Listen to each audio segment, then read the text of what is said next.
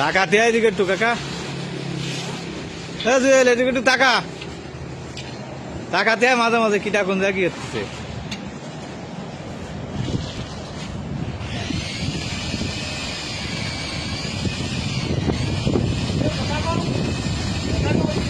আমার কাকা আর আমার এক ভাই এই যে 3 তলা উঠে এই যে করতেছে ঘূর্ণিপার, খুব রিক্সির কাজ।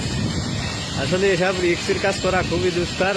আমার ভাইয়ের বিটা আর হচ্ছে যে আমার এক ভাই হয় জুয়েল ভাই, এই যে খুব কষ্টের কাজ করতে। ওই যে আমার রাশেদ ভাই ভূগোলতে দেখতেছে, খুবই কষ্টের কাজ, রিক্সির কাজ।